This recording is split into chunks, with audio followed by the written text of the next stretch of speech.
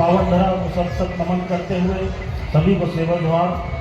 और आज इस 9 अगस्त पर के पावन अवसर पर मंचासीन आज की मुख्य अतिथि तिरुमाय उषा किरण आत्रम जी, तिरुमाय डॉक्टर हीरा मीणा जी, तिरुमाय डॉक्टर गौतम जी और मंचासीन धुर्वे जी, तिकाम जी, मस्कोले जी, टेकचंद जी, कमलेश गौड़ जी और सभी मातृशक्ति, पितृशक्ति और दूर दराज गांव से आए हुए सभी को मेरी ओर से सेवा जोहार। आज हम यहाँ पर एक अत्यंत महत्वपूर्ण दिवस, गौरवपूर्ण दिवस को मनाने के लिए एकत्रित हुए, जो कि संयुक्त राष्ट्र संघ ने आज के दिन जो दिवस घोषित किया है वो एक चेतना भी है और हमारे कुछ संघर्ष, योगदान और चुनौतियों को याद दिलाने के लिए यह दिवस को घोषित करते हुए सबको संगठित होने के लिए यह दिवस आज जैसा कि हम मना रहे हैं। और हमारे लिए, आदिवासी समाज के लिए ये एक संघर्षपूर्ण रहा, जो कि कुछ आदिवासी समाज का योगदान जैसे कि जड़ी बूटियां और आज़ादी में संघर्ष और प्रकृति संरक्षण, जैव विविधता, ये सबको लेकर आदिवासी जन्मों से, जब से इस धरती पर रह रहा है, उनका बहुत बड़ा योगदान है। और उनका जैसे आज की स्थिति में एक चुनौती भी है, विस्थापन, पलायन, रोजगार, शिक्षा, स्वास्थ्य, इस पर एक चुनौती कहा जाए जैसा, और एक संघर्ष जो जैसे मंडला जिले में हम रह रहे हैं, अभी इतिहास में हमारा संघर्ष किसी को नहीं पता है। पूरे 61 लोगों ने अंग्रेजों से लड़ते हुए शहीद हुए, लेकिन किसी का भी इतिहास में बहुत कम लोग, मुश्किल से 4-5 लोगों का नाम नहीं आता। आज हम 79 ईयर पार कर रहे हैं आज़ादी के, मतलब हमारे साथ अंग्रेजों ने तो किया ही, मुगलों ने किया। अब जो वर्तमान सरकार है, चाहे वह तत्कालीन सरकार आज़ादी के बाद से आज तक हमारे साथ शोषण, अत्याचार होता आ रहा है, लेकिन कोई भी ये ध्यान नहीं दिया जा रहा। जो भी योजनाएं होती है धरातल तक नहीं पहुंचती। तो ये क्या है? क्योंकि ऐसा नहीं कहा जा सकता कि हमको प्रतिनिधित्व नहीं मिला, उस पर भी हम नहीं कह सकते। बस ये आकलन और मंथन करने का दिन है।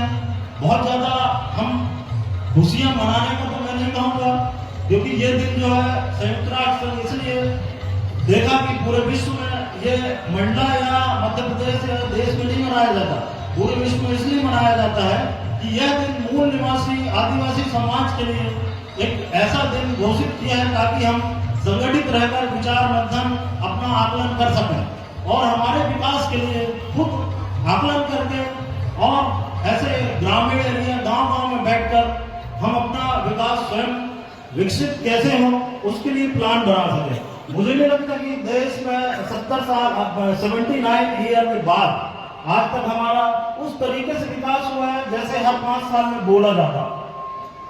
कोई भी सरकारें नहीं है, उनकी जिम्मेदारी है कि जनता के लिए वो ध्यान दो, गांव के लिए ध्यान दे।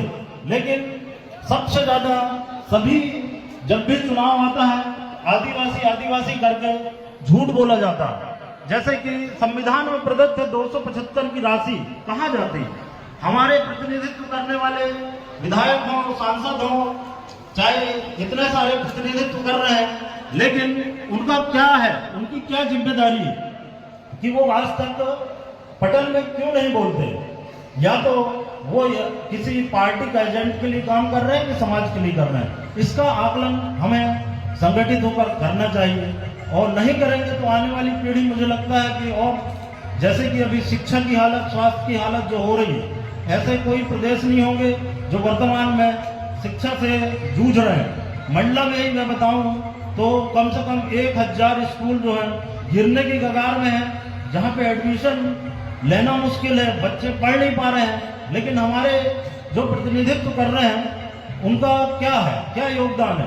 क्योंकि मैं भी शिक्षा समिति का इस जिले का अध्यक्ष हूँ। मैं हर बैठकों में ये प्रस्ताव पहुंचाता हूँ। आज तक 750 मैंने प्रस्ताव खुद पहुंचवाया, लेकिन कोई मरम्मत कार्य नहीं हो रहा। इसका मतलब है कि ये सरकार की पॉलिसियां रहती, जो पहले सरकार रही, वर्तमान सरकार रही, क्या इनकी पॉलिसी इस टाइप की है कि आदिवासियों को सिर्फ वोट बैंक के रूप में यूज किया जाए और बाद में उनकी योजनाओं के नाम पे पूरा अच्छा खासा पैसा डकारने का काम कर रहे हैं। और इसी चीज के लिए जब हम कभी भी कोई पर्व या जैसे आज 9 अगस्त, सभी राजनीतिक दल से जुड़े हुए लोग हैं, मैं उनसे ये मंच के माध्यम से कहना चाहता हूं कि वो किसका प्रतिनिधित्व कर रहे हैं। अगर कोई भी पार्टी को कोटा पूरा करने के लिए अगर वो प्रतिनिधित्व का मिलता है तो ये गलत है। ऐसे में कभी हमारा समाज का कभी विकास नहीं होगा।